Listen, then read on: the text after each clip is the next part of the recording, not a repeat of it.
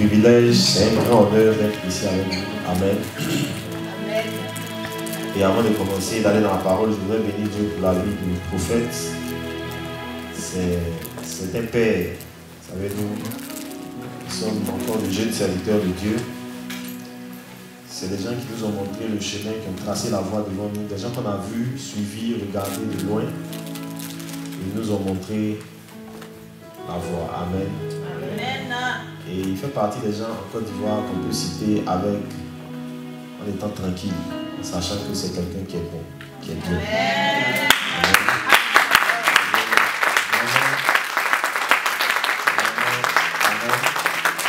Vraiment, c'est pas parce que je suis à la chair, hein. Mais vraiment, je bénis Dieu pour l'occasion d'être avec lui ce soir. Est-ce que vous pouvez m'aider à honorer Dieu pour la vie de papa? Merci beaucoup. Amen. C'est mon papa parce qu'Abidjan, c'est mon papa Abidjan, mais c'est deux fois compliqué pour moi parce que c'est mon oncle. C'est l'ami de mon père, le prophète Joël. Donc, c'est compliqué deux fois pour moi. Amen. Le Saint-Esprit m'aide. Alléluia. Are you ready for the word? Yes. On peut aller dans la parole de Dieu. Amen. Amen. Est-ce qu'on peut prendre nos Bibles, s'il vous plaît? Dans 2 Samuel au chapitre 6, on va lire le verset 1.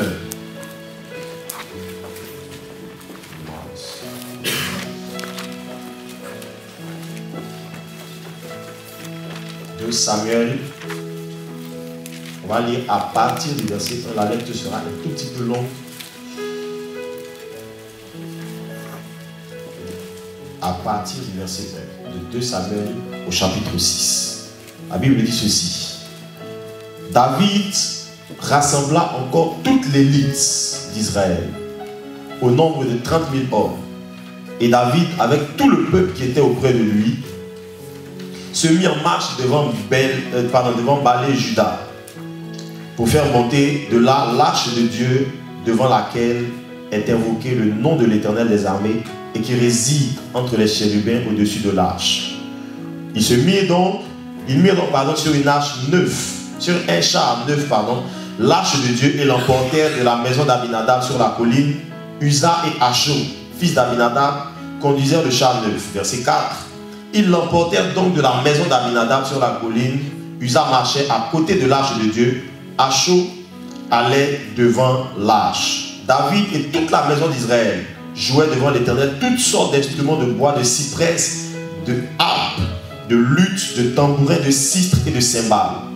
Le verset 6. Lorsqu'il fut arrivé à l'ère de Nacon, Uza étendit la main vers l'arche de Dieu et la saisit parce que les bœufs la faisaient pencher.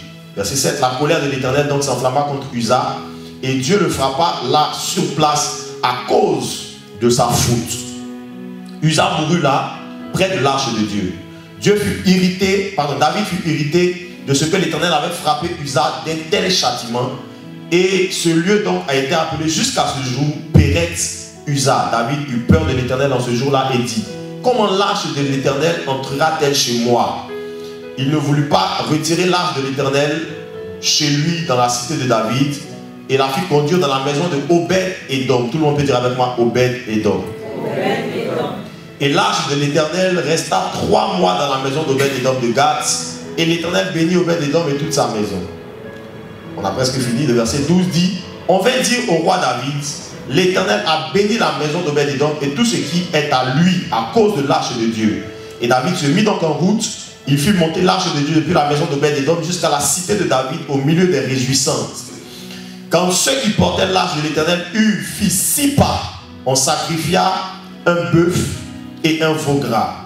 David dansait de toute sa force devant l'Éternel et il était ceint d'un éphod de lin.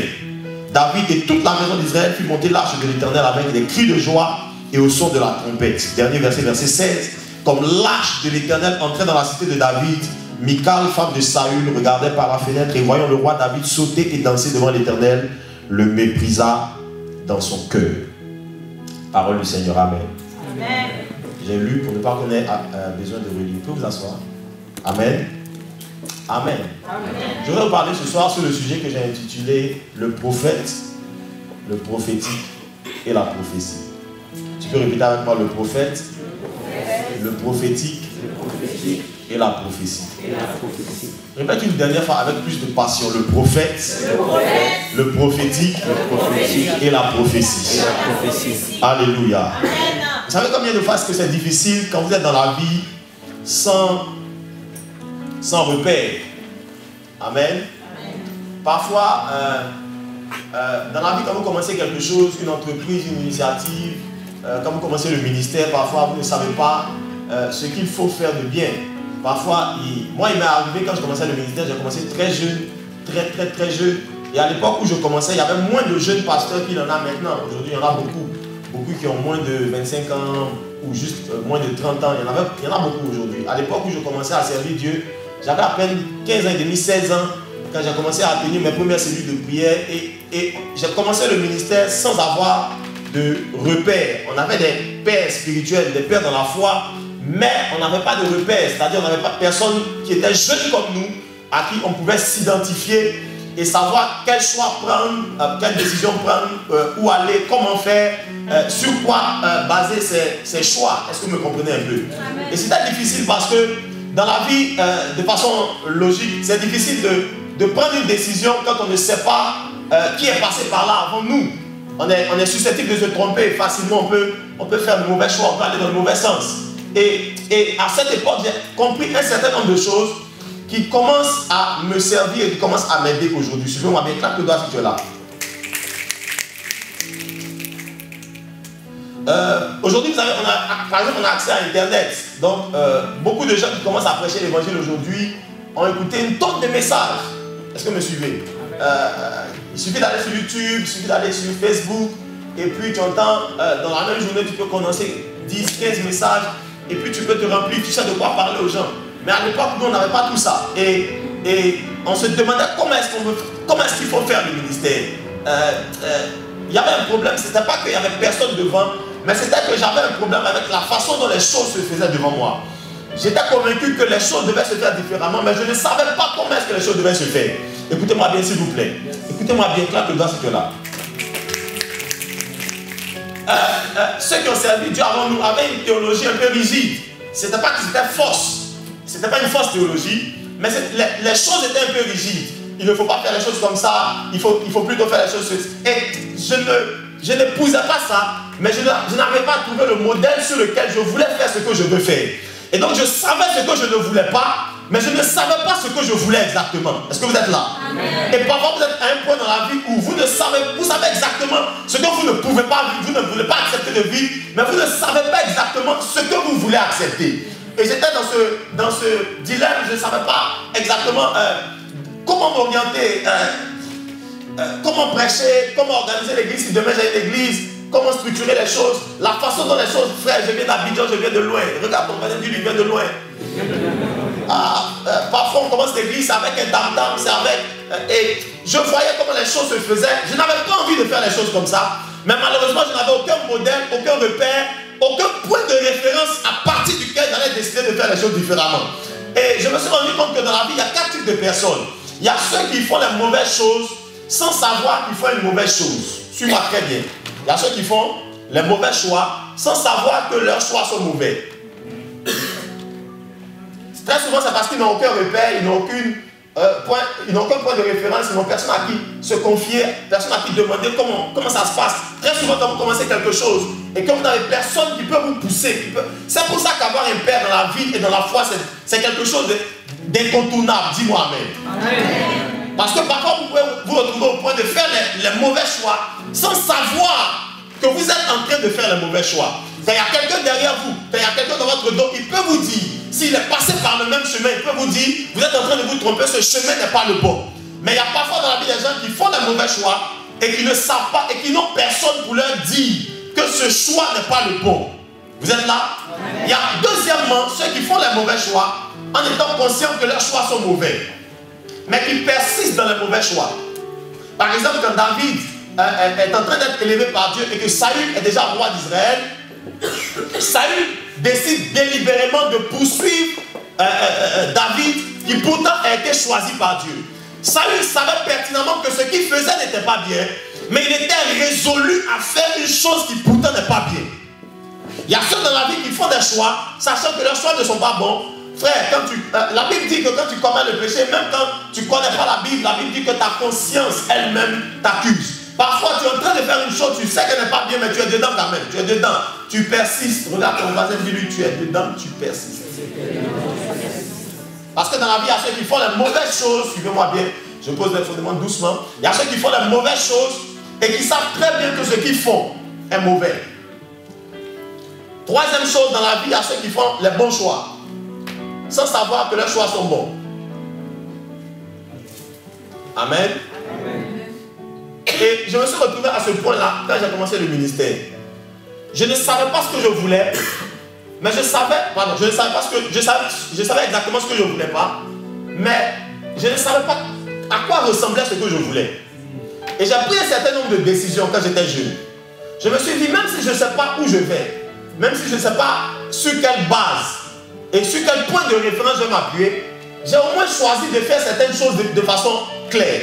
De ne pas aller dans telle direction, de ne pas me corrompre, de ne pas me laisser compromettre, de ne pas faire certaines choses. À l'époque, je choisissais certaines choses sans savoir que ce que je choisissais était bon. Écoutez-moi bien, j'allais dans la bonne direction sans savoir que j'allais dans la bonne direction. J'avais un problème avec l'évangile qu'on me prêchait. J'étais assis à l'église, j'étais bon chrétien, j'étais jeune comme vous, comme beaucoup d'entre vous. Mais j'avais un problème avec le message qu'on me prêchait. Je savais que mon esprit n'acceptait pas ça, mais je ne savais pas exactement ce que moi j'allais prêcher plus tard. Alors j'ai choisi d'aller dans la Bible et de la méditer différemment de la façon dont on me l'a apprise. J'ai fait les bons choix à l'époque sans savoir même que je faisais le bon choix. Amen. Quand David était dans le champ, dans la maison de son père, David ne savait pas encore à quoi Dieu l'appelait. David ne savait pas à quoi Dieu le destinait. Mais David, chaque matin, alors que ça m'a semblé bizarre que dans 1 Samuel chapitre 16, que Samuel aille dans la maison du père de David et qu'il trouve tous les grands frères de David à la maison. Et que David soit le seul qui soit dans les champs. Ça signifie au moins une chose. Ça signifie au moins une chose, qu'il était l'heure du travail. Amen. C'est pour ça que le petit garçon est au travail. Amen. Mais pourquoi les 7 autres frères sont à la maison? Parce que dans la vie, il y a ceux qui choisissent de faire les mauvais choix et qui choisissent de rester dans les mauvais choix. David a choisi d'aller dehors sans savoir même qu'en choisissant d'aller servir son père dehors, il faisait le bon choix sans savoir que c'était le bon choix. Amen. Écoutez-moi, je vais quelque part. Et donc, troisièmement, il y a ceux qui font les bons choix dans la vie sans savoir qu'ils sont en train de faire les bons choix. Il y a beaucoup de choses dans la vie chrétienne que vous faites sans savoir où ça vous emmène. Parfois, vous avez des questions sur votre destinée, sur votre appel. Vous ne savez pas exactement dans quoi Dieu vous utilise. Vous ne savez pas exactement pourquoi j'ai commencé à chanter, pourquoi je balaye l'église, pourquoi je suis huissier, pourquoi je suis commando, pourquoi je suis. Mais parfois, sans savoir exactement, sans avoir une bonne lecture sur tout ce que Dieu veut faire avec vous, vous choisissez de faire les bonnes choses. Amen. Vous êtes là? Amen. Et dernièrement, il y a ceux qui font les bons choix en sachant que ce sont les bons choix. Ceux-là, ils vont loin. Amen. Amen. Amen. C'est la première chose que je vais montrer. Deuxième chose, laisse-moi planter un peu le décor. Deuxième chose, c'est, je me suis posé la question ensuite, comment donc on fait pour fonctionner avec Dieu quand Dieu ne vous parle pas? Je réponds à la question. Comment est-ce qu'on fait pour fonctionner avec Dieu quand Dieu ne vous parle pas?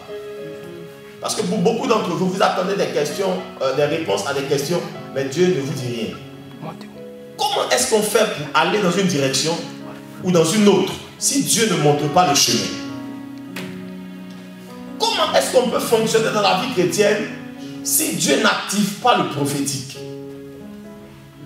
Si on n'a pas la réponse à nos questions, si Dieu ne révèle pas les choses à quelqu'un pour nous les dire, si on n'a pas de direction, comment est-ce qu'on fait pour marcher avec un Dieu qui ne nous parle pas?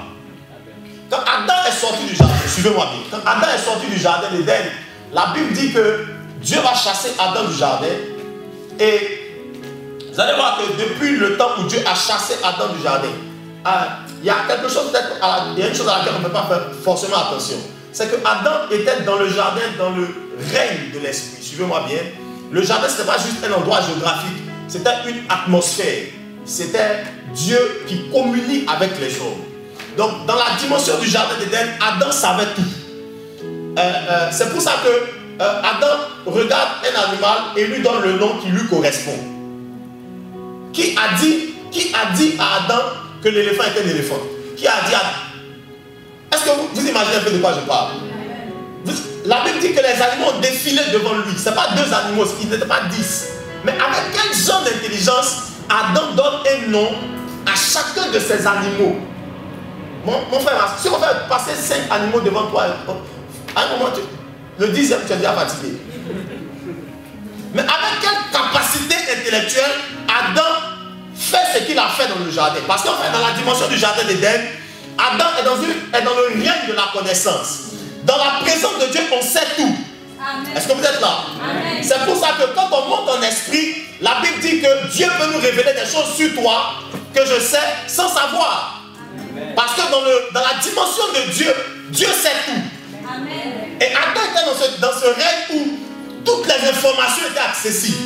Et dès qu'Adam chute, écoutez-moi bien, dès qu'Adam chute après avoir mangé le fruit de l'arbre, Adam va se retrouver soudainement dans une position où il savait tout hier. Et à la minute d'après, il ne sait plus rien. Est-ce que vous êtes là? Donc il y a quelques minutes, il était encore dans le jardin, il savait tout. Tout lui obéissait. Tout répondait à son appel.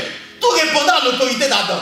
Mais la minute d'après, dès qu'il sort du jardin, plus rien ne respecte Adam. Adam a pratiquement tout oublié. Il est obligé de tout réapprendre. C'est ça. Vous êtes là? Vous savez, l'année dernière, à la même période sensiblement, mon épouse a fait un AVC à Abidjan. J'étais au salon en train de travailler. Elle était dans la chambre avec ma fille. Et puis, elle allait dans la douche. Paf, elle est tombée. Et ma fille pensait que... elle était un peu surprise. Donc, elle a regardé sa maman. Et le Saint-Esprit m'a dit, rentre dans la chambre. Je suis allé dans la chambre. Je ne savais pas pourquoi j'allais dans la chambre. Parce que je travaillais. Habituellement, je peux travailler au salon jusqu'à 2h, 3h. Et elles sont dans la chambre. Mais je travaillais et je suis rentré dans la chambre. J'ouvre la porte de la douche. Elle est couchée là sur l'entrée de la douche. Et elle ne bougeait plus. Premier réflexe que j'ai eu, je l'ai pris dans mes mains. J'ai commencé à prier. Elle est revenue à elle. Mais quand elle est revenue à elle, elle ne parlait plus. Elle ne pouvait plus bouger tout son côté droit. Et quand elle s'est rendue compte qu'elle ne pouvait plus parler et qu'elle ne pouvait plus bouger tout son côté droit, elle s'est mise à pleurer. Vous n'imaginez pas combien c'est pénible d'une seconde à une autre de tout savoir et la seconde d'après de ne rien savoir. Amen. Adam qui avait tout dans le jardin, dès qu'il sort de l'atmosphère, il est obligé de tout réapprendre. Et en plus, c'est en ce moment donc qu'Adam a le plus besoin que Dieu lui parle. Parce qu'en fait, il ne sait plus rien. Mais c'est justement malheureusement à ce moment que Dieu ne lui parle plus. Vous allez voir que dans la suite de Genèse chapitre 3, dès que Dieu le met hors du jardin, Dieu ne parle plus jamais à Adam jusqu'à sa mort. Il va même aller jusqu'à parler à Caïn qui était un pécheur, qui était un meurtrier. 2 fois, Dieu va se révéler à Caïn. Il dit non, ne tue pas ton frère Abel. Ensuite, il revient et dit si le péché est tapé à ta porte, si tu mets-toi domine sur lui. Même Abel qui avait fait un bon sacrifice, Dieu n'a pas parlé à Abel.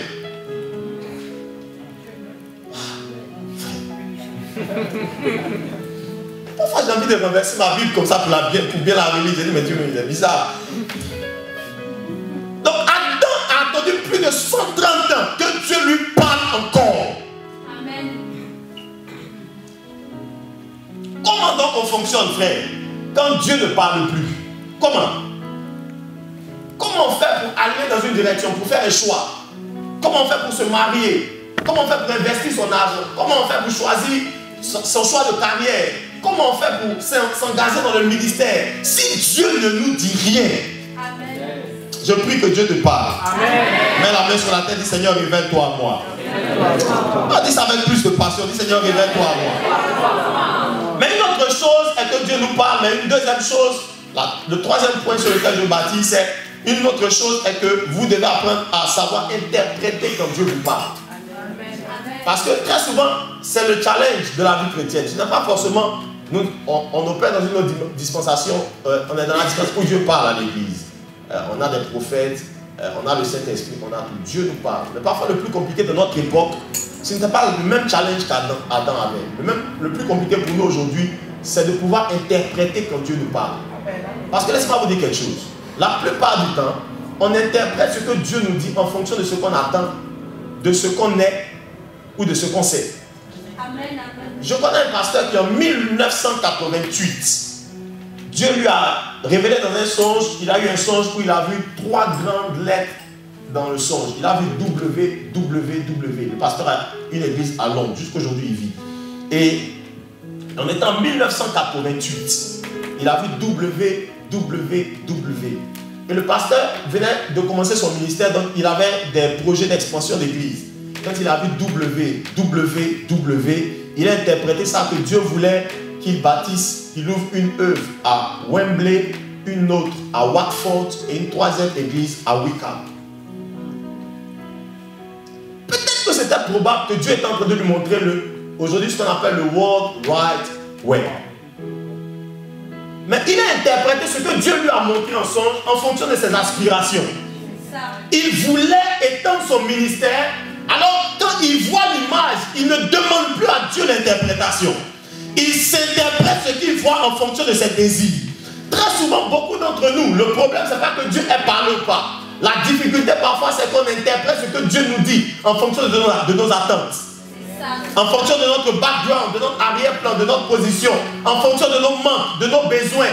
Très souvent, Dieu parle. Mais le problème de l'homme est un problème d'interprétation. Amen.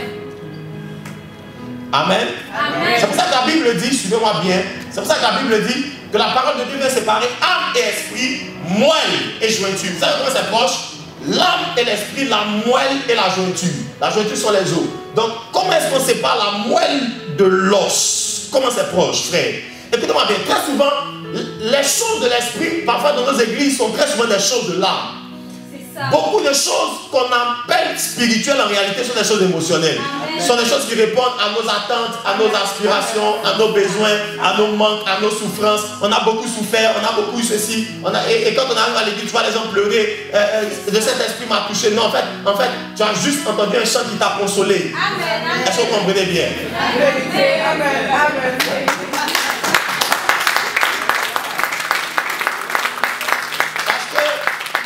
Parce que souvent on me fait croire aux gens que les choses émotionnelles ne sont pas diaboliques.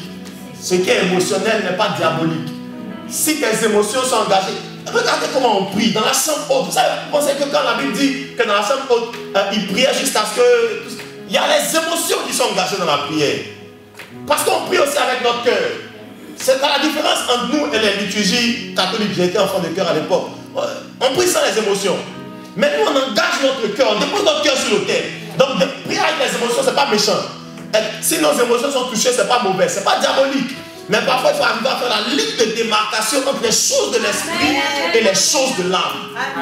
Est-ce que vous êtes avec moi encore? Amen. On peut avancer un peu? Amen. Ok. La 4e chose, c'est que vous devez apprendre à savoir quand Dieu vous visite. Vous devez apprendre à discerner le temps des visitations. Suivez-moi, je vais quelque part avec tout ça. Vous devez apprendre à discerner le temps des visitations. Amen. Très souvent, j'ai lu ma Bible quand Jésus parlait de Jérusalem, quand il pleurait sur Jérusalem, il a dit, oh malheur à toi Jérusalem, car tu n'as pas reconnu le temps où ton Dieu t'a visité.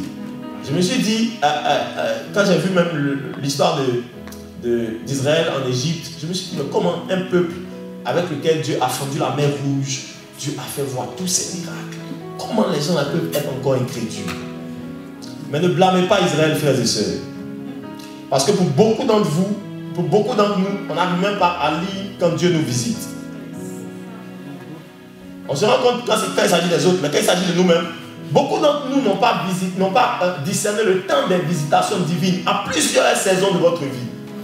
Et je me suis rendu compte que dans la vie chrétienne et dans tout ce qui touche au prophétique, c'est très important d'être capable de discerner les saisons de visitation. Les saisons de visitation, qu'est-ce que c'est?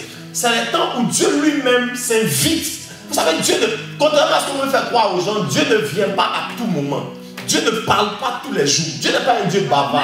Il a de parler. Et il y a un moment où Dieu décide de parler dans l'affaire. Il y a un moment où Dieu te regarde faire. Il y a un moment où Dieu décide lui-même de step into the situation. Donc d'entrer dans la situation. Et en ce moment, très souvent, beaucoup d'entre nous ne reconnaissent pas Dieu. C'est pour ça que la Bible dit que Jésus est revenu sur le chemin d'Emmaüs avec des disciples qui avaient mangé, dormi, vécu avec lui. Il a marché 60 stades avec les deux gars. Les deux gars parlent de Jésus à Jésus. Il dit, tu es le seul à Jérusalem qui ne sait pas que le Jésus de Nazareth dont on parle là, il a été crucifié, il a promis revenir au 3e jour et il n'est pas revenu. En fait, ils étaient en train de parler de quelqu'un à lui-même. Jésus dit, il était obligé d'ouvrir, la Bible dit, il ouvrit l'intelligence pour comprendre. Parce qu'en fait, beaucoup d'entre nous sont proches de ça, sans comprendre. C'est ça. Amen. Je veux que Dieu ouvre ton esprit pour que tu comprennes.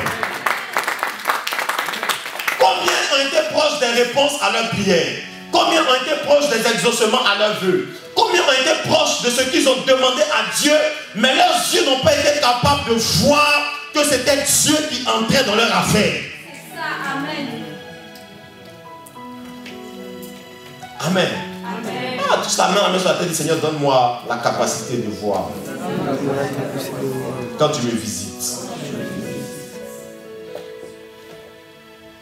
Dernière chose que dont je vais vous parler avant d'entrer dans ce que j'ai à vous dire, c'est qu'il y a 4 formes de communication dans la vie, dans la Bible aussi. Première forme de communication, c'est la communication intime. Dis avec moi intime. Commence doucement pour que tout le monde soit au même niveau. Dis ça plus fort, communication intime. La communication intime, c'est ce qui se passe entre moi et mon épouse, par exemple. Il y a des choses que mon épouse et moi, on va se dire ou qu'on va faire que même notre enfant, à laquelle même notre enfant ne doit pas assister. C'est de la communication intime. Donc il y a des choses que mon épouse et moi, on fera, qu'on ne mettra pas sur Facebook. Est-ce que vous imaginez un peu que les choses intimes sont sur Facebook? Non. Est-ce que vous voyez? Parce qu'il y a des choses qui sont faites pour être traitées avec un certain type de personnes. Amen.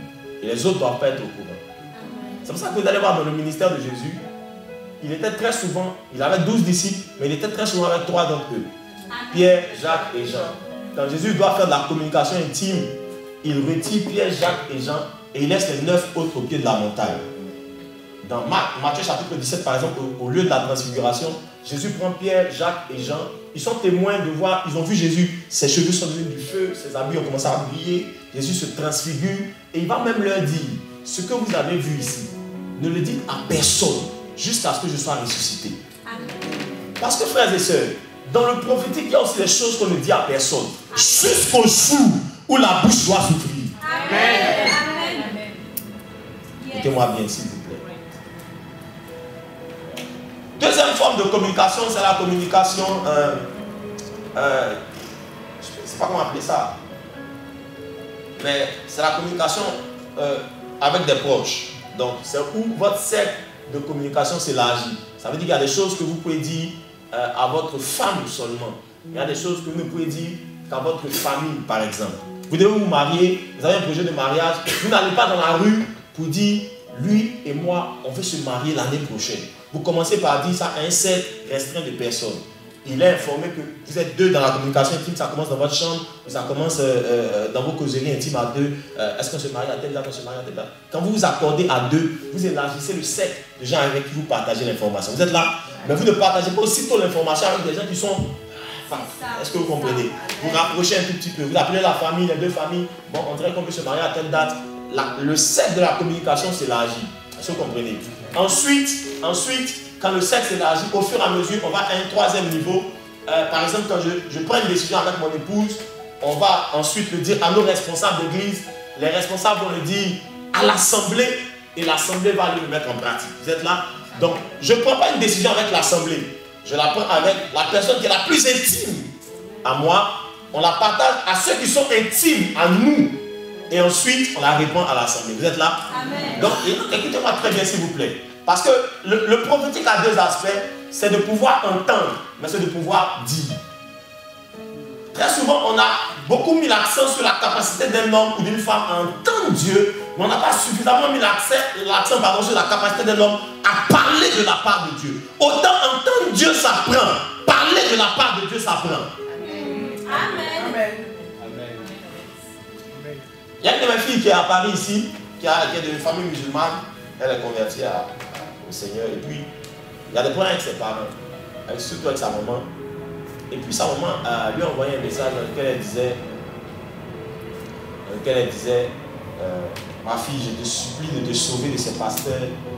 Ils t'ont fait un lavage de cerveau. Mais elle a dit quelque chose qui m'a marqué. Elle a dit,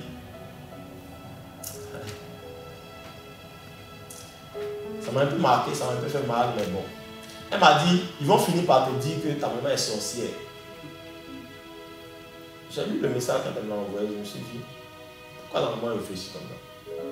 Mais je me suis rendu compte en fait que beaucoup d'entre nous n'ont pas appris à parler. C'est ça, c'est ça. Il y a beaucoup de gens qui ont divisé les familles juste parce que même si sa mère a un esprit de sorcellerie, il y a une différence entre entendre et parler. C'est ça, amen. Et donc écoutez-moi très bien. Les deux jambes dans le prophétique, c'est que vous êtes capable d'entendre Dieu, mais vous devez être capable de parler et de savoir parler de la part de Dieu. Sinon, ce que vous dites va détruire ce que vous avez entendu. Amen. Ou parfois la façon dont vous le dites va détruire la qualité de ce que vous avez entendu. Et pour beaucoup d'entre nous, la façon dont on a managé les choses dans le prophétique nous a empêché de dire convenablement ce que Dieu pourtant nous avait bel et bien dit. Amen. Ce que les disciples de Jésus ont vu de leurs yeux était réel. Mais imaginez qu'ils descendent de la montagne. Jésus sait pourquoi il a laissé les 9 autres au pied de la montagne. Il descend de la montagne aussitôt et il court vers les 9 autres. Non, on a vu Jésus, ses cheveux sont devenus du feu. Son habit est devenu blanc. Et la seule fois, on a regardé, vous dites qu'est-ce que c'est pas Jésus qui est là, ses cheveux sont comme. Pourquoi vous mentez comme ça? Parce qu'il y a des choses que les gens ne peuvent pas forcément entendre. Même quand elles sont vraies. Parce que le rôle du prophète n'est pas toujours de parler. Le rôle du prophète, c'est parfois de savoir et de se taire. Amen. Parce que même quand un prophète ne parle pas, il est en train de parler. Amen. C'est pour ça que parfois, quand Dieu voulait juger Israël, parfois il faisait parler le prophète, mais parfois il faisait se taire le prophète. Parce que même le silence du prophète était jugement. Amen. Est-ce que vous êtes là? Amen. On peut avancer maintenant. Amen. Ok. Je vais vous parler rapidement sur la prophétie. Vous savez, la prophétie, c'est une déclaration de foi qui est basée sur l'onction. Contrairement à la proclamation, quand vous proclamez la parole de Dieu, vous proclamez avec foi, mais basée sur la parole, sur ce qui est écrit. Donc il y a une différence entre proclamer la parole de Dieu et prophétiser. La prophétie n'est pas basée forcément sur ce qui est écrit. La prophétie est basée sur l'onction que la personne qui prophétise a. Écoutez-moi bien. C'est pour ça que Romains chapitre 4, verset 17 dit que quand il décrit un peu l'esprit de la prophétie, il dit que Abraham est notre père, il est celui qui appelle les choses qui ne sont pas comme si elles étaient. Dans le prophétique, il y a la capacité, contrairement à la proclamation. Dans la proclamation, si la chose n'est pas écrite, tu as beau la proclamer, elle n'arrivera jamais. Mais dans la prophétie, la chose ne peut pas être écrite. Mais si celui qui la déclare a suffisamment l'onction pour relâcher ça sur cette situation, il peut faire arriver une chose qui n'est pas écrite. Je veux prier pour quelqu'un ce soir. Que Dieu te donne de l'intérieur. Que Dieu te oigne de sorte à ce que quand tu déclares une chose, même si Dieu n'avait pas prévu le faire, il le fasse. Oh, dis-moi amen, j'avance un peu.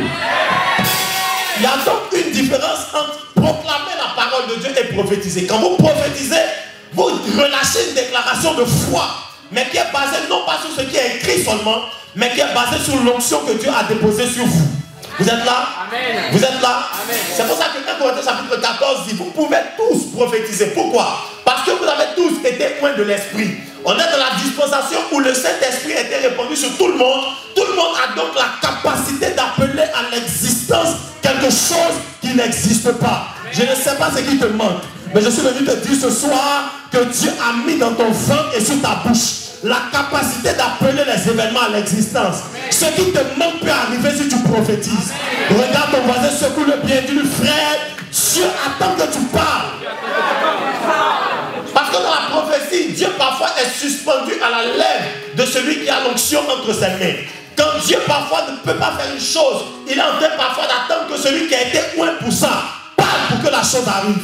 Écoutez-moi bien, dans la dimension du prophétique, parfois la main de Dieu se limite à la capacité de celui qui prophétise. Parfois Dieu ne peut pas faire tant que l'homme là n'a pas parlé. Écoutez-moi bien, s'il vous plaît. Et l'Église va arriver à comprendre que si tu ne parles pas parfois, Dieu ne fera rien. Amen. Il y a beaucoup de situations dans ta vie qui ne restent pas là juste parce que tu n'as pas suffisamment prié, pas parce que tu n'as pas suffisamment eu de soutien dans la vie, pas parce que tu n'as suffisamment pas eu le secours de Dieu, mais parce que parfois tu n'as pas pris l'audace de regarder la situation et de déclarer le contraire au nom de Jésus. Oh, tu n'es pas là pour dire Amen.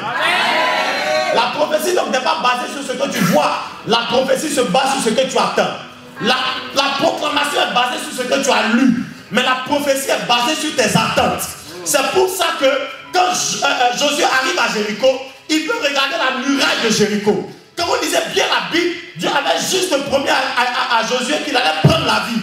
Il n'a pas promis à Josué de maudire la ville. Mais quand il finit de prendre la ville, Josué lui-même de sa propre autorité, il dit si quelqu'un rebâtit Jéricho, son premier fils tombe. S'il remet les portes, son deuxième fils tombe. Il donne d'eau. 700 ans plus tard, 1 roi chapitre 15, il y a de Bethel va rebâtir les murs de Jéricho. Son premier fils va tomber. Il va remettre les portes. Son deuxième fils va tomber. Pourquoi? Pas parce que Dieu était d'accord, mais parce que quelqu'un qui est loin a déclaré quelque chose qui n'était pas dans l'agenda de Dieu. Je suis venu dire à quelqu'un ce soir que même si Dieu n'avait pas mis ça à son calendrier, ça peut arriver si tu prophétises. Je dis ça peut arriver si tu prophétises. Est-ce qu'il y a un prophète dans la salle? Assieds-toi 2 minutes. Celui qui prophétise basé sur l'onction, non pas sur ce qui est écrit. Parce que très souvent le problème avec le prophétique, c'est que les gens parfois posent la question, est-ce que c'est biblique? Frère, avec la volonté de celui qui est oint. C'est pour ça que Élie a dit, je déclarerai, il n'y aura pas de pluie si ce n'est à ma parole. Ce n'était pas, il ne s'agissait plus de météo, il ne s'agissait plus il s'agissait de lui. Si Élie ouvre le ciel s'ouvre. Si Élie ferme le ciel se ferme. Je ne sais pas par quoi tu passes, mais tu as la capacité par l'onction prophétique d'ouvrir le ciel et de le refermer sur ta tête. Je prie que le ciel s'ouvre ce soir.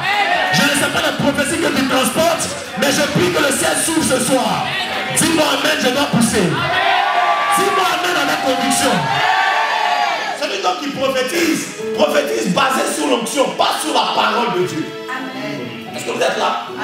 Ok, deuxième chose au jeu de la prophétie, c'est que celui qui prophétise n'est pas forcément prophète. Ça vous le savez peut-être. Celui qui prophétise n'est pas forcément prophète. Parce que il y a une différence entre l'office prophétique et le don de prophétie. Le don est pour l'église. L'office est pour les nations. Le don encourage. Le don motive. Le don exhorte. Mais le ministère établit, fortifie, déclare, annonce, prédit. Écoutez-moi bien. Celui qui a un don de prophétie se retrouve comme un chien que tu jettes dans l'eau quand il sort de l'église. Vous ne pouvez plus parler sur des situations qui ne sont plus des situations d'église. Mais quelqu'un qui a un ministère de prophète peut non seulement travailler dans l'église, mais il peut travailler en dehors de l'église. Écoutez-moi bien. Mais il a en plus la capacité d'établir les gens dans le prophétique. Parce que celui qui prophétise juste, il ne peut pas te faire entrer dans une atmosphère prophétique. Il ne peut pas t'établir dans un don prophétique. Mais celui qui est un ministre prophétique peut te faire entrer dans l'activation du prophétique. Et donc le ministre peut activer le prophétique dans la vie de quelqu'un d'autre. Celui qui a juste le don peut juste encourager quelqu'un qui l'écoute. Vous voyez la différence? C'est pour ça que la Bible dit que c'est le Saint-Esprit qui fait les dons, mais c'est Jésus qui établit les ministères. Éphésiens chapitre 4, c'est Jésus qui a établi les ministères.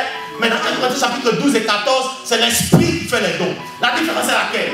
Quand vous prenez par exemple, vous allez dans un commissariat de police, vous allez voir que tout le monde est policier dans le commissariat. Tout le monde. Tous ceux qui travaillent dans le commissariat sont tous policiers. N'est-ce pas? Ok. Mais quand vous avez un acte à faire signer, est-ce que vous pouvez donner votre papier à un... Je ne sais pas comment ça se dit ici, à un agent que vous trouvez là à la porte, parce qu'il est policier aussi, police municipale de... On est où là? Villeneuve. Oui, pardon, j'ai un acte à faire signer là, tu peux signer? Non. Pourtant, ils sont tous policiers dans le commissariat. Mais parmi tous les policiers, il y en a qui ont la capacité d'établir les actes officiels.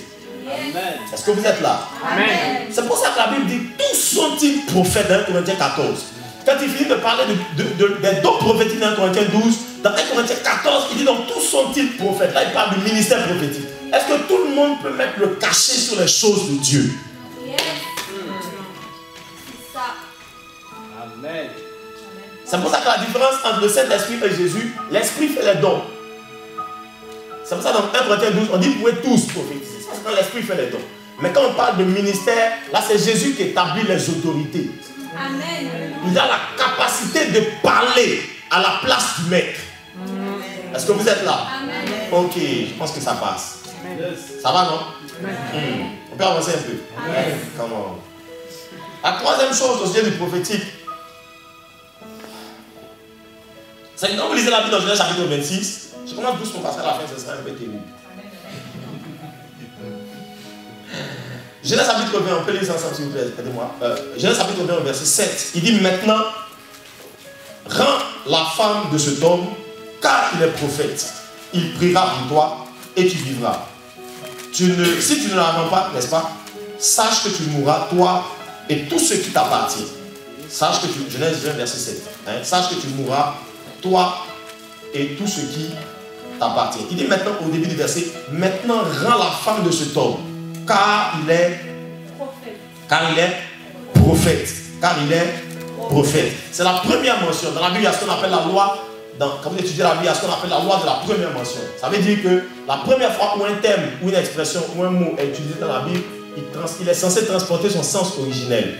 Donc la première fois qu'on utilise le mot prophète dans la Bible, c'est dans Genèse chapitre 20, au verset qu'on vient de lire.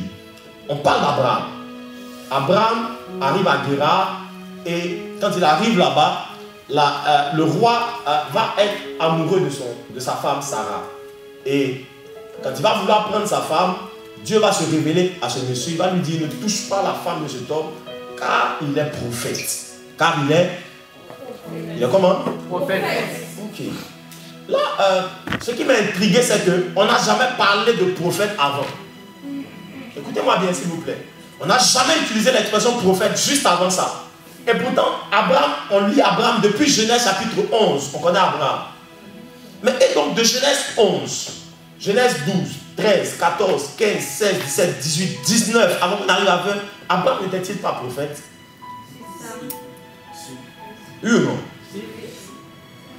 Deuxième question que je me suis posée, est-ce qu'Abraham lui-même ne savait pas qu'il était prophète?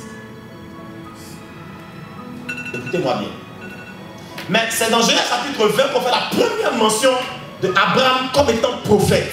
Ça veut dire qu'il a été prophète avant d'arriver là, dans Genèse chapitre 20. Si Dieu le présente dans Genèse 20 à quelqu'un d'autre comme étant prophète, ça veut dire qu'il était prophète avant d'arriver dans le pays de ce monsieur. Amen. Est-ce que vous êtes là? Amen. Mais on n'a jamais fait mention d'Abraham en tant que prophète avant qu'on arrive dans Genèse au chapitre 20.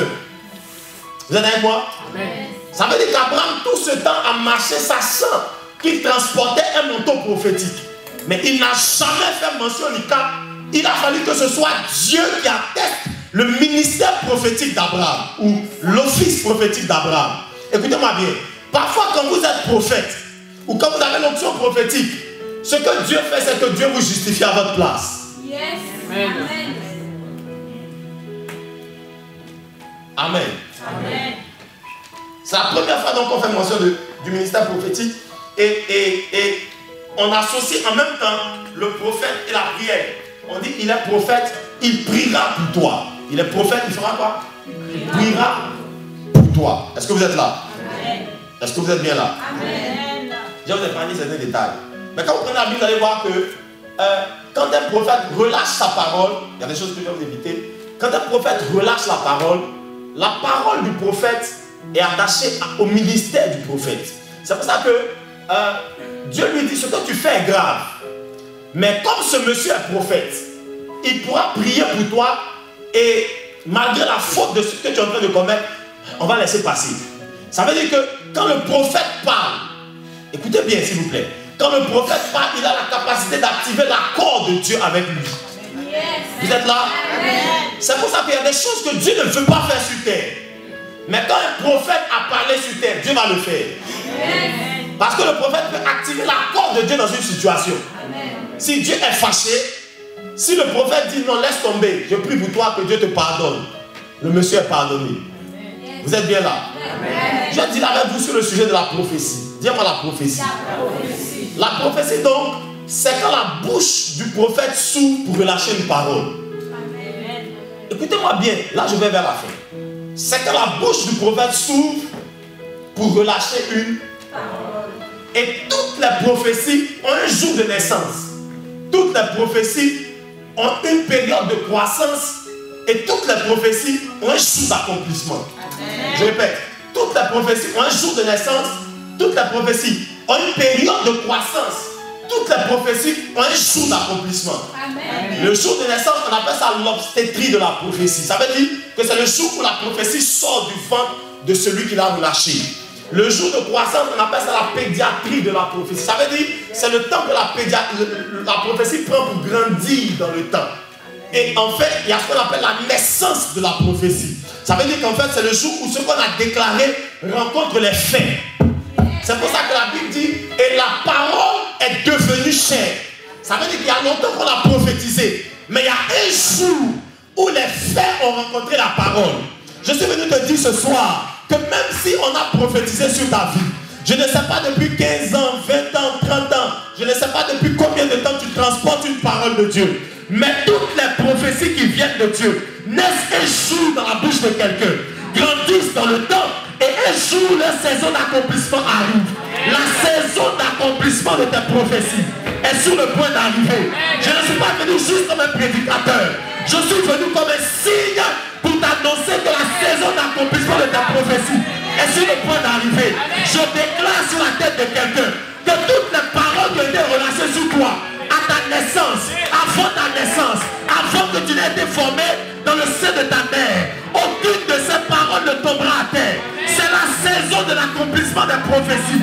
C'est le temps où les prophéties vont venir à naissance. Je déclare et je prophétise que tu reçoives l'accomplissement de tes prophéties maintenant. Je dis maintenant dans cette saison, ne passera pas la fin de cette année. La main de Dieu va exaucer ce qu'il a dit de sa bouche. Dis-moi amen, j'avance un peu. Il y a donc un temps où la prophétie est relâchée. Il y a un temps où la prophétie prend son envol dans le temps. Et il y a une saison où la prophétie se manifeste. C'est pour ça que quand vous allez lire la Bible, vous allez voir qu'à un moment donné, des hommes ont pris conscience de certaines prophéties qui étaient sur leur vie ou qui étaient sur la vie de la nation et qui sont allés dans la prière. Ils se sont levés dans la prière. Ils ont déclaré que je refuse que cette saison ne passe sans que je vois l'accomplissement de cette prophétie.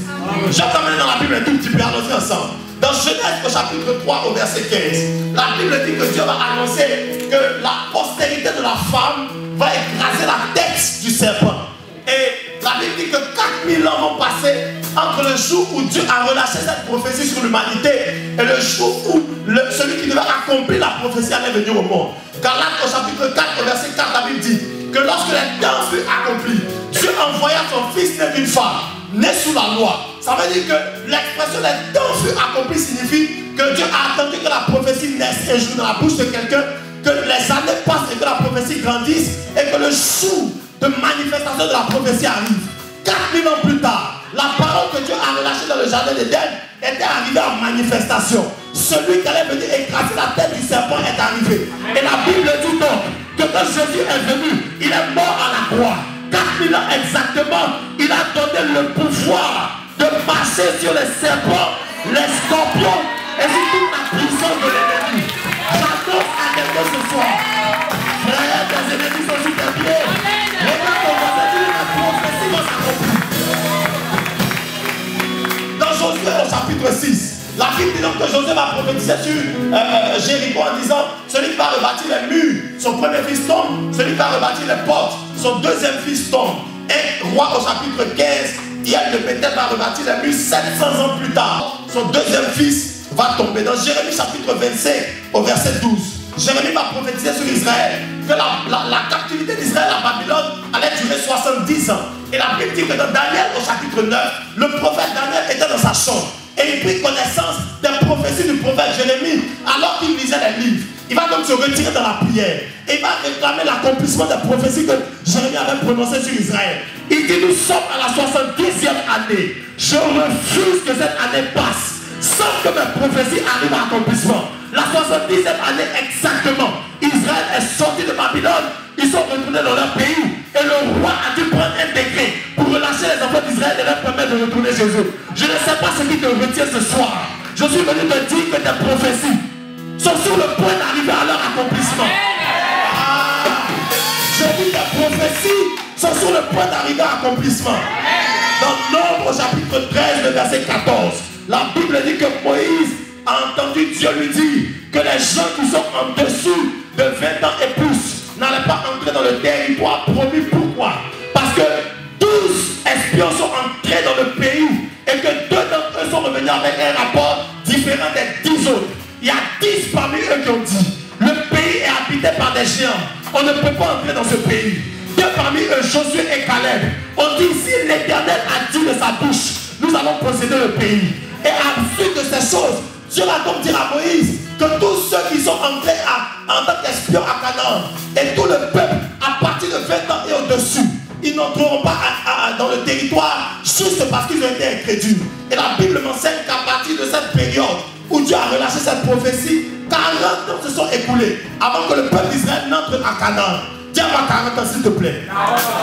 Dans 2 Rois au chapitre 4 verset 16, la Bible parle d'une femme qu'on appelle la femme Sunamite. Elle était dans une chambre, elle n'avait pas d'enfant et elle priait Dieu. Lorsque le prophète arrive chez cette femme, il lui demande, lorsqu'elle fait sa chambre, elle le reçoit chez elle, il lui demande qu'est-ce que tu veux? Que je te présente au roi, que je t'introduise chez les autorités? Elle dit non. Il lui dit donc, ouais, tu n'as pas d'enfant dans la maison. Et il lui prophétise sur cette femme. Il lui dit dans 2 Rois chapitre 4 verset 16, il dit l'année prochaine, à la même période, tu auras un enfant. Dans Genèse au chapitre 18, la Bible dit que Abraham était dans le chef de Mamré. Il était avec sa femme Sarah, il était stérile. Et la Bible dit que 3 hommes ont rendu visite à Abraham. Et lorsque ces 3 hommes arrivent, Abraham va courir se prosterner devant eux en terre. Il va dire, mon Seigneur, pourquoi me visites-tu? Et ces 3 hommes vont dire, fais-nous à manger. Il va préparer, ils vont faire à manger, ils vont manger dans la maison d'Abraham. Abraham va manger, la Bible dit qu'ils vont bénir la femme d'Abraham en disant, l'année prochaine à la même période, tu auras un enfant entre les mains. Dans Matthieu, dans 2 Rois chapitre 7, à partir du verset 12 ou 14, la Bible dit qu'il y avait une famine dans le pays et qu'à cause de la famine, personne ne pouvait entrer dans le territoire, les gens mouraient de faim. Mais la Bible dit que Élisée va dire, demain à la même heure, les vannes du ciel vont s'ouvrir et Dieu va pouvoir en nourriture. Dans Matthieu au chapitre 26, la Bible dit que lorsque Pierre voit les gens en train d'attraper Jésus, il va dire, Jésus va lui dire, toi, dans quelques heures, tu vas me renier. Pierre va dire à Jésus, je ne te renierai jamais, je vais aller avec toi. Et Jésus va lui dire, tu vas voir ce qui va arriver. Matthieu chapitre 26, donc, lorsque Jésus prophétise, 6 heures plus tard, après qu'on a attrapé Jésus, 6 heures plus tard, Pierre va renier Jésus. Lorsqu'on lui pose la question, tu connais le maître? Il dit, je ne le connais pas. 6 heures plus tard, la prophétie que Jésus avait relâchée il y a quelques heures venait de s'accomplir 6 heures plus tard. Dans Matthieu chapitre 17, lorsque Jésus prend Pierre, Jacques et Jean, il leur dit, ce que vous allez voir à l'instant va vous étonner. Et la Bible dit, dès que Jésus parle, Jésus se transfigure automatiquement sous leurs yeux. Il y a des prophéties qui ont duré 4000 ans. Il y a des prophéties qui ont duré 1000 ans. Il y a des prophéties qui ont duré 700 ans. Il y a des prophéties qui ont duré 70 ans. Il y a des prophéties qui ont duré 1 an. Il y en a qui ont duré 24 heures. Il y en a qui ont duré 6 heures. Il y en a des prophéties qui se sont accomplies instantanément. Mais toutes les prophéties, lorsqu'elles sortent de la bouche de quelqu'un, doivent traverser le temps et doivent s'accomplir à une saison précise. Je suis venu te dire ce soir que nous sommes à la saison de l'accomplissement de tes prophéties.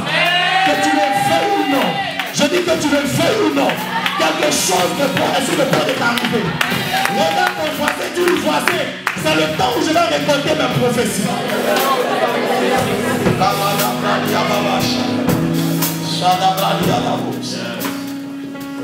Parce que toutes les prophéties traversent le temps et s'accomplissent à une saison. Vous êtes là? On va aller vers la fin? Ok. Dernière chose que je vais vous montrer rapidement. Et le verset qu'on a lu dit au début, que David donc va voir, il va assister à la scène où Uza va toucher à l'âge de l'alliance. Et après qu'il ait touché à l'âge de l'alliance, il va être frappé là, de mort. Et il va tomber. David va s'irriter contre l'Éternel en disant, pourquoi est-ce que l'Éternel frappe de mort quelqu'un qui touche l'âge? Et il va prendre peur, lui qui avait le projet de faire revenir l'âge de l'alliance à Jérusalem. La Bible dit, il va prendre peur. Il va dire, si Uza a touché l'âge et qu'il est mort, c'est difficile de prendre le risque de toucher l'arche aussi. Et donc ils vont prendre l'arche de l'alliance, ils vont l'emmener chez un certain Obed-Edom. Dis-moi Obed-Edom. Et quand ils vont aller chez Obed-Edom, la Bible dit quand ils vont déposer l'arche dans sa maison, pendant 3 mois, l'arche de l'alliance va faire du bien à la maison d'Obed-Edom et à Obed-Edom lui-même. Quand David a appris que l'arche de l'alliance dans la maison d'Obed-Edom a béni l'homme, il a dit allez me chercher l'arche. Il a transporté l'arche, il a fait revenir à Jérusalem et il a fait entrer dans ce qu'on a appelé plus tard dans Acte 15, verset 16, le tabernacle de David. Est-ce que vous êtes là? Vous êtes avec moi, s'il vous plaît, suivez-moi. Quand David donc va faire revenir l'arche de l'alliance, David avait un cœur. Et David ne savait pas que ce qu'il avait dans le cœur était bien. Écoutez-moi bien. David avait de bons projets. Il a fait les bons choix, sans savoir que ce qu'il faisait était bien. Personne n'avait instruit David, parce qu'il n'y avait pas de prédécesseur à David. Personne ne l'avait instruit que Dieu désire que l'arche de l'alliance réside à Jérusalem. Il avait donc un bon projet, une bonne intention, sans savoir, parce qu'il n'avait pas de repère, sans savoir que le projet qu'il avait pour Dieu était un bon projet. Parfois dans la vie, vous êtes en train de faire la bonne chose, sans savoir que ce que vous allez faire va vous conduire dans quelque chose de glorieux. David donc va prendre l'arche de l'alliance et il va la ramener à Jérusalem. Mais ce qui se produit avant que David remette l'arche de l'alliance à Jérusalem était quelque chose de très important. Elle va faire le voyage dans la maison d'Obed-Edom et elle va bénir la maison d'Obed-Edom. Parce qu'en fait, Dieu devait trouver un prétexte. Dieu devait trouver un prétexte pour accomplir une prophétie qui était vieille de 730 ans. Lorsqu'Israël sortait d'Égypte, la Bible dit que poursuivis par Pharaon, ils ont passé la mer Rouge. Ensuite, ils ont dû faire la guerre avec Amalek et tout le reste. Lorsqu'ils ont passé par un certain territoire qui s'appelait à l'époque le territoire d'Édom, c'était le cousin d'Israël à l'époque. Et Moïse va envoyer des émissaires chez Édom. Il va lui dire, on est en train de fuir l'Égypte, on ne sait pas par où passer. Laissez-nous passer juste par votre pays, on va juste traverser le pays. Ils étaient en détresse. Et la Bible dit que Édom a refusé que Israël passe par leur territoire. Et pourtant, les deux peuples étaient des peuples cousins. La Bible dit donc dans sa colère, l'Éternel va parler sur Édom. Il va dire à partir d'aujourd'hui, jusqu'à 10 générations, les Édomites n'entreront ni dans la terre promise et n'auront ni la faveur de Dieu sur eux. Et au moment où David, décide de faire ramener l'arche de l'alliance en Israël, il ne savait lui-même pas que cette prophétie qui datait de plus de 700 ans était arrivée à son terme. On était sur la 10e génération. Et il ne savait pas que ce qu'il était en train de faire allait être une bénédiction pas seulement pour lui, mais aussi pour Obed-Edom et sa maison. La malédiction d'Obed-Edom venait de prendre fin. Alors Dieu va trouver le prétexte entre les mains de David. Il va dire donc l'arche de l'alliance va s'arrêter chez cet homme. Pour que la malédiction qui était relâchée sur sa tribu s'arrête et que la tribu d'Obed-Edom soit bénie après 10 générations de malédiction. Une prophétie venait d'avoir été relâchée 700 ans plus tard, auparavant. Elle avait traversé le temps et de 10 générations après, la prophétie était arrivée à son terme. Il fallait enfin que la bénédiction de l'Éternel reste dans la maison d'Obed-Edom. Alors Dieu va orchestrer la situation. Il va faire un détour dans la maison d'Obed-Edom. Il va restaurer la nation. Parfois, quand vous faites vos choix, vous ne savez pas que ce que vous êtes en train de faire va non seulement être une bénédiction pour vous, mais une bénédiction pour ceux qui vous suivent. À l'époque, quand je cherchais Dieu dans le jeûne, dans la prière, dans la méditation, je ne savais pas tout ce que Dieu est en train de faire avec moi aujourd'hui. Je ne savais pas où j'allais. Je ne savais pas pourquoi je méditais. Je ne savais pas pourquoi je priais. Je ne savais pas pourquoi je jeûnais. Mais je savais une chose, c'est que je ne voulais pas être comme ce que je voyais. Mais je n'avais aucune idée. aucune idée de ce pourquoi j'étais en train de faire ça. David ne savait absolument pas pourquoi dans son cœur, il y avait le désir de ramener l'arche de l'alliance à Jérusalem. Parce que dans le cœur de Dieu, il y avait un autre projet. Dieu devait utiliser les mains de David pour que Édom soit restauré de la malédiction sur laquelle il avait été placé. Je dis à quelqu'un ce soir que tes prophéties ne te concernent pas toi seul. Quand Dieu parle sur la vie d'Édom, il t'utilise pour toi, mais il t'utilise pour les autres. Tu es une bénédiction. Non, je dis que tu es une bénédiction. Des générations sont sur le point d'être bénies à cause de toi. Des nations sont sur le point d'être bénies à cause de toi. Des peuples sont sur le point d'être bénis à cause de toi. Tu ne soupçonnes pas ce qui t'arrive. Tu n'as pas idée. Mais Dieu est sur le point de t'utiliser pour bénir des générations. Bien-aimés frères et sœurs, je sais de quoi je parle. Aujourd'hui, quand je prêche l'évangile, je me rends compte de pourquoi j'ai passé toutes ces années à méditer ma Bible. Écoutez-moi bien. Je faisais une chose pendant 8 ans. Pendant 8 ans, chaque matin, entre 5h et 9h, 10h du matin, je lisais ma Bible. Je méditais et pendant 8 ans, j'ai écrit des méditations quotidiennes. Pendant 8 ans. 8 ans, jour pour jour. Il y avait juste que les dimanches ou les jours où j'étais malade que je ne faisais pas ça. Chaque matin, je méditais la Bible. Je lisais et j'écrivais des méditations quotidiennes chaque matin pendant 8 ans. Je ne réalisais pas ce que je faisais. Je ne savais pas où j'allais. Mais j'étais convaincu que ce que je faisais n'était pas pour moi seulement. Aujourd'hui, Dieu est sur le point de relâcher sur la vie de quelqu'un une bénédiction qui va le bénir lui, mais qui va bénir les nations. Tu es sur le point d'être choisi pour restaurer au Père des torts. Je dis pour restaurer au Père des torts. Dieu va briser la malédiction à cause de toi. Parfois, il nous arrive donc de faire les bons choix sans savoir que c'est à cause d'une prophétie que Dieu t'utilise de cette façon.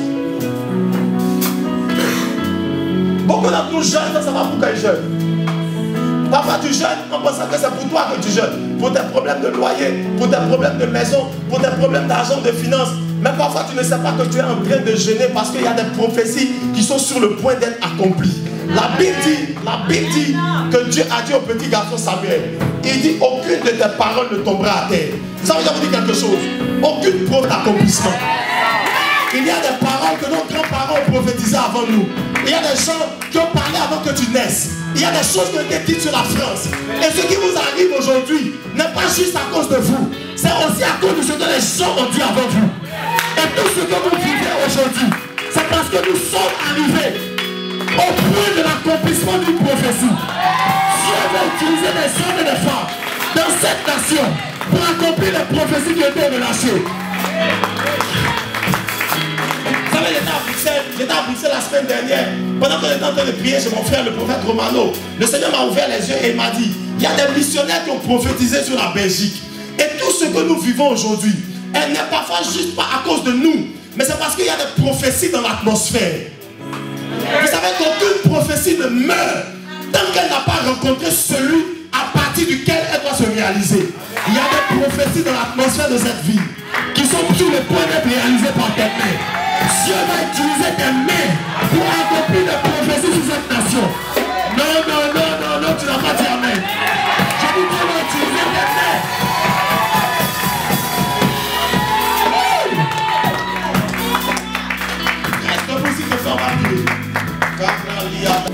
Paul et Barnabas ont été mis ensemble par le Saint-Esprit dans Acte 15. Le Saint-Esprit a dit, mettez-moi Paul et Barnabas. C'est l'une des rares fois dans la Bible où on précise que c'est le Saint-Esprit même qui a parlé. Écoutez-moi bien, le Saint-Esprit dit, mettez-moi à part Paul et Barnabas pour l'œuvre à laquelle je les ai appelés. Et pourtant, quand vous allez lire la suite de Actes des Apôtres, vous allez voir, dans Actes des Apôtres chapitre 15, la Bible dit que Paul et Barnabas vont se séparer. Barnabas va choisir Marc pour aller d'un côté et Paul va choisir Silas. Et en choisissant Silas, la Bible dit que Silas était un peu trop jeune. Alors on va lui recommander un autre pour les accompagner.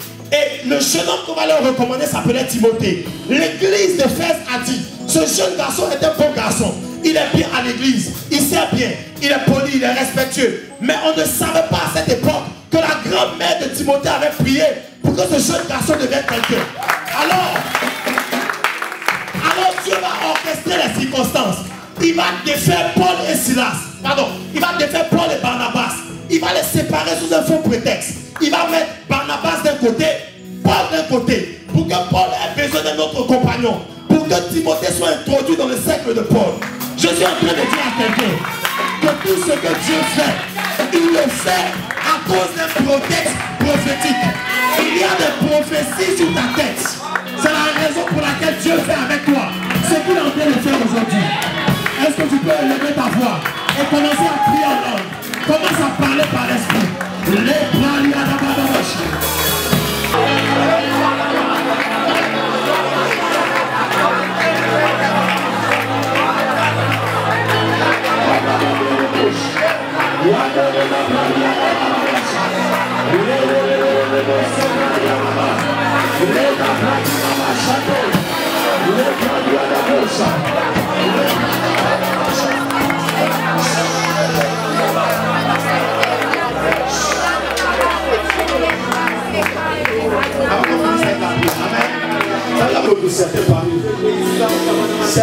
Certains d'entre vous sont arrivés au terme de leur grossesse.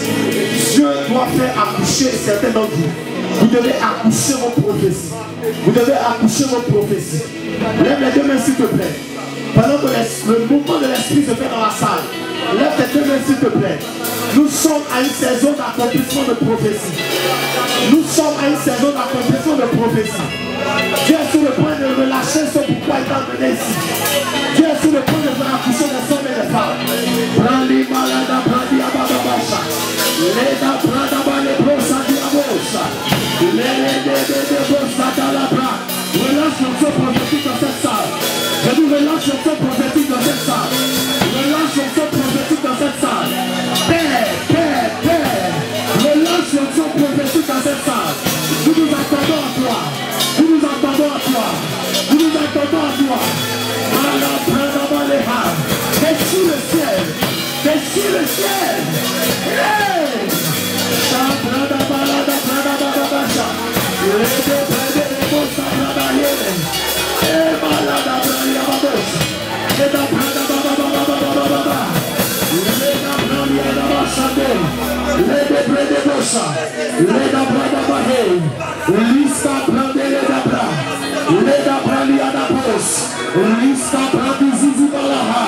Certains d'entre vous, vous êtes nés pour accomplir la prophétie. Vous êtes nés parce que Dieu a dit des choses sur votre famille. Dieu a dit des choses sur votre pays. Dieu a dit des choses sur ce pays. Élève ta voix avec moi. Dis Seigneur, merci. Je suis dans la saison d'accomplissement des prophéties. Il n'a pas la baba. Shada brada baba baba. Bradiada bradiabosa. Leda braska bredebosa baba. Lève tes deux mains, attends-toi à Dieu. Chabradis kamandele da bros. Lisa brada baba baba baba. Leska brada la bradiabosa. Thank you, Jesus. Thank you, Jesus. Thank you, Jesus. Thank you pour toi seul. Ta vie ne dépend pas de toi seul. Dieu veut faire avec ta vie des choses pour quelqu'un d'autre. Ma prada la baba baba baba baba. Ma dia pradis kabro sabalaha. Les joues bradia baba baba. Pradas kabrada baba baba baba. Allez là. Shada bradia baba. Losa bradia baba baba baba baba. Badia brosada brada baba baba. In the name of Jesus. In the name of Jesus. Mala brada baba baba. Las kabradi kabala da bradia bosh. Les uza bradi malale. Les brosa bala da baba. Thank you, Jesus. Thank you, Jesus. Thank you, Jesus. Cette prophétie arrive dans la saison d'accomplissement. Et je suis en train de voir dans mon esprit Je suis en train de voir dans mon esprit plusieurs d'entre nous. Le Saint-Esprit me dit qu'il ne vous a pas appelé au ministère juste auprès des prédicateurs. Il vous a appelé parce que il y a quelqu'un qui a prié dans ta famille. Il y a quelqu'un qui a prié dans ta famille. Il y a quelqu'un qui a prié dans ta famille. Il y a quelqu'un qui a prié dans ta famille.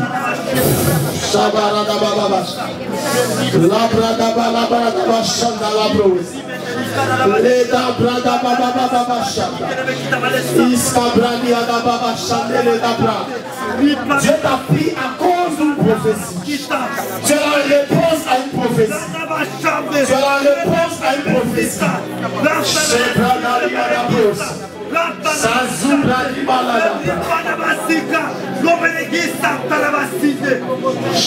Pendant que nous sommes en train de prier, mon esprit est en train d'aller vers les îles. Est-ce qu'il y a quelqu'un qui est originaire des îles ici? Plusieurs personnes ici. Venez vite, s'il vous plaît. La Guadeloupe, les Antilles et autres. Venez, s'il vous plaît. Je l'esprit est en train d'arriver là-bas. Est-ce que je suis en train de voir dans mon esprit? Il y a une chose qui arrive très souvent, mais le Seigneur me parle de ça. Il me dit que j'utilise ça comme un signe. Je suis en train de voir comme un grand vent. Je suis en train de voir comme un grand vent. Et je vois un vent même qui de sorte à ce que les arbres, c'est comme si les feuilles, les fleurs des arbres, les feuilles sont en train d'être emportées par le vent. C'est un grand vent que je vois. Un grand vent. Je vois comme une grande forêt avec des arbres, des grands arbres, et le vent est en train de soulever les feuilles. Et le Saint-Esprit me dit que beaucoup suscité à cause des prières de gens sur cette île. Il y a un cri sur les îles. J'entends la voix de gens qui appellent Dieu au secours sur ces îles. Et Dieu me dit qu'il y a beaucoup d'entre vous qui sont aujourd'hui ici. Dieu vous a suscité à cause des cris que je suis en train d'entendre dans mon esprit. Et il va vous oindre pour vous utiliser. Il va vous oindre pour la restauration de cette nation. Je vois la main de Dieu sur beaucoup d'entre vous. Il va vous utiliser pour faire de bonnes choses.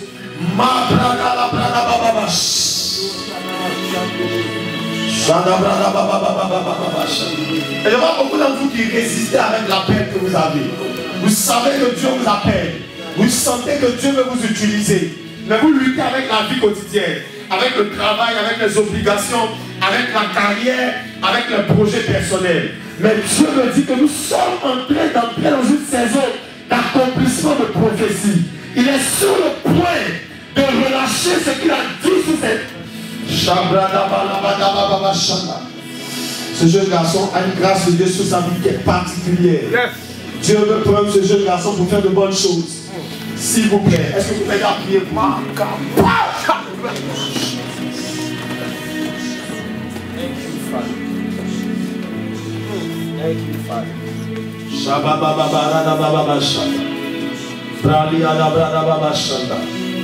Le Seigneur me dit, beaucoup d'entre vous, depuis que vous êtes là, vous avez oublié de prier pour vos pays. Vous avez oublié de prier pour vos pays. Redevenez des intercesseurs. J'entends la voix de Dieu me dire, redevenez des intercesseurs. Priez pour ces nations. Dieu veut utiliser certains pour faire ces choses.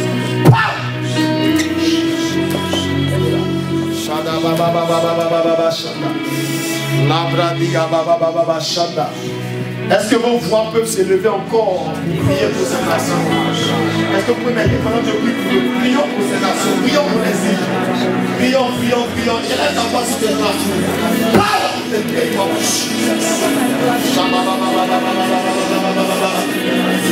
Équipe-les.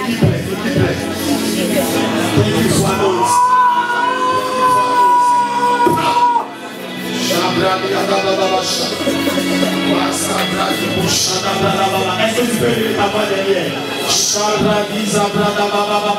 Et beaucoup d'entre vous, votre cœur bat pour vos pays. Vous êtes ici, mais Dieu a mis un fardeau dans votre cœur. Dieu a mis un fardeau dans votre cœur. À cause des prophéties qui sont sur vos nations.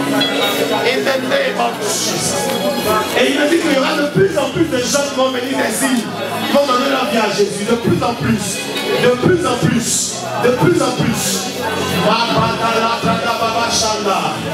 Les ne te concerne pas toi seul.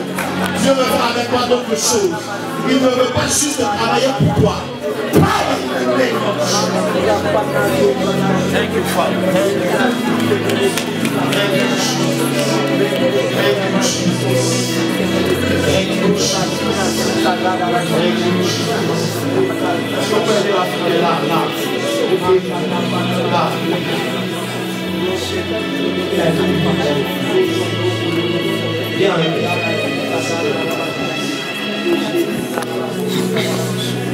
Cette saison ne passe pas.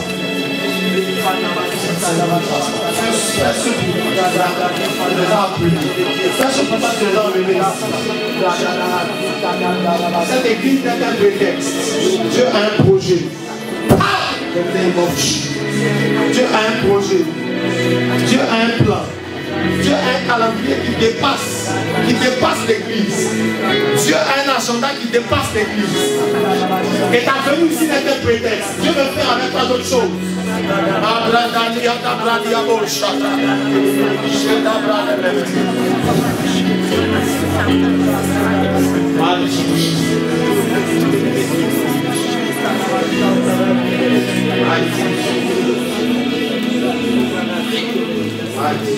J'entends un nom de mon esprit, j'entends Grégory.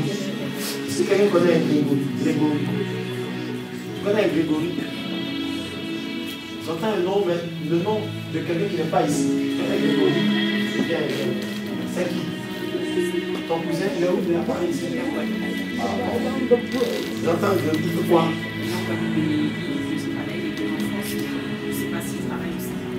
Mais j'entends Grégory. J'entends Grégory et ce que je suis en train de voir, comme si on est en train d'enlever le vêtement qu'il porte.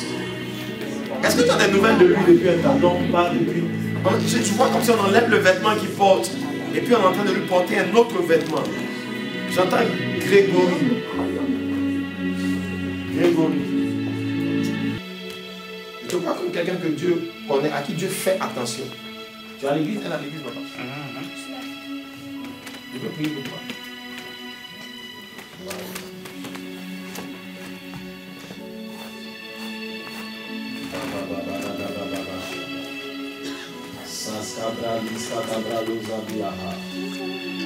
Merci pour ta grâce sur elle. Merci pour ta grâce sur cette femme. Que l'huile ne sèche pas sur sa tête. Que l'huile ne sèche pas sur sa tête. Qu'il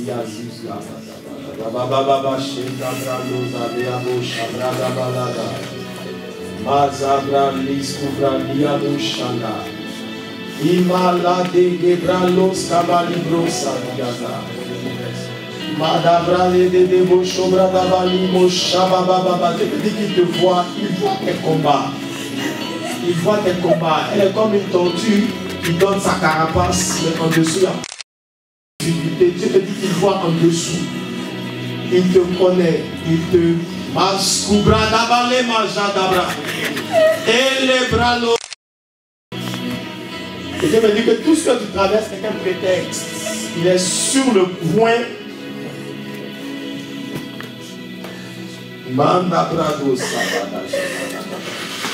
Thank you, Father.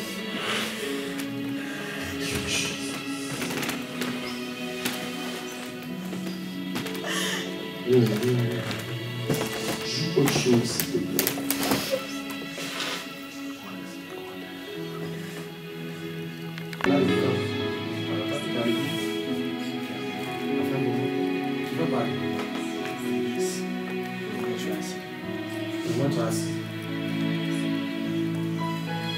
Tout ce que tu connais, tu as assis.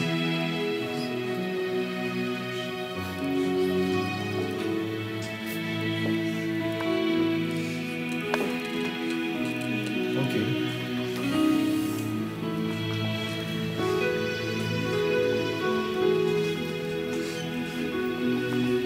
Oui, pour toi aussi. Généralement, quand on regarde derrière, c'est de toi-même qui fait.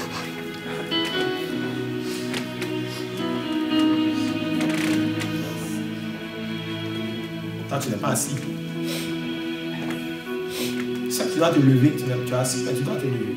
Tu sais très bien que tu dois te lever. Mais tu as des prétextes qui ne tiennent pas la route.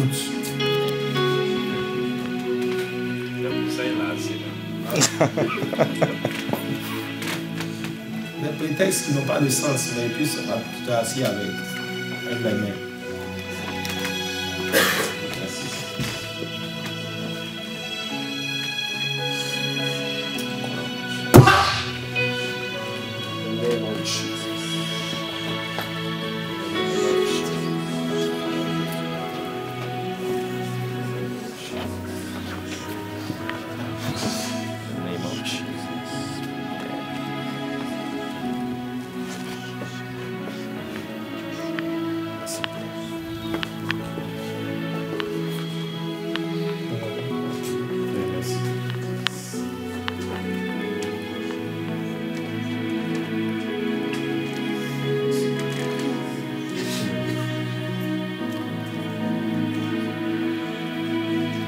Tu es fiancé. Non. Tu dois faire très attention à la personne que tu vas fiancer. Tu sais ça? Non, si. Tu dois faire très attention à la personne que tu vas épouser parce que je vois quelqu'un qui est très correct.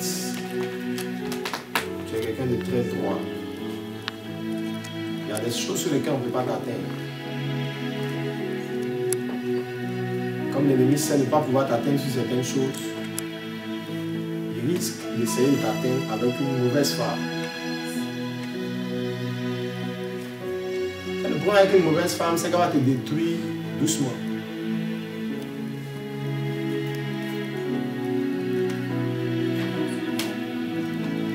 Beaucoup crient avant de te marier. Pas marier les belles femmes.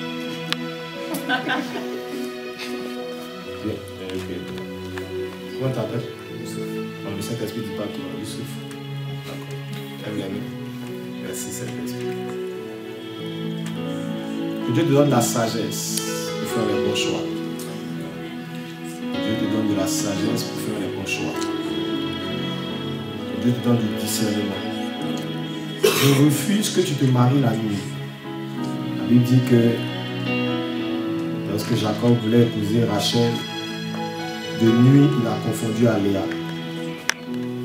Je prie que tu te maries dans la saison de jour où tu auras toute la lumière, toutes les informations, tout ce dont tu auras besoin, tout ce que tu auras besoin de savoir, que tu le saches avant de prendre ta décision. Qu'aucune zone soit encore une zone d'ombre quand tu vas décider de te marier. Que la lumière vienne sur tout ce qui pourra t'empêcher de vivre un mariage heureux pour accomplir ta destinée. Au nom de Jésus de Nazareth. Amen. Maintenant, tu es là. Rendons grâce au Seigneur. Dis au Seigneur, pendant que tu pries, dis Seigneur, merci parce que les prophéties qui sont sur ma tête, les prophéties pour lesquelles je suis né, les prophéties qui sont sur le point d'être accomplies par ma vie, ces prophéties ne tomberont pas à terre. Je ne mourrai pas, je ne partirai pas, je ne quitterai pas la terre sans avoir accompli les prophéties pour lesquelles je suis là. Est-ce que tu peux élever ta voix avec moi, s'il te plaît? Est-ce que tu peux élever ta voix avec moi? Élève ta voix, élève ta voix. Je ne t'entends pas prier. Élève ta voix avant qu'on termine. Dis Seigneur, et tu verras l'accomplissement de ça. C'est pour ça que je veux qu'elle écrive. Parce que tu prendras ça comme un témoignage en disant que l'Éternel t'avait averti. Dieu n'a pas encore commencé, il va t'emmener encore plus loin. En te voyant prêcher, je voyais le prophète Joël Francis Taton en fait en train de marcher derrière toi et tu baignes vraiment dans son onction. C'est quelque chose de fort et de fort et de fort. Continue comme ça. Tu n'as encore rien vu. Dieu va te surprendre. Il y a des choses que je vais te dire tout à l'heure quand on sera dans le bureau, pas devant les affaires là. Mais il faut que je te parle. Il y a des choses qui s'apprennent. Amen.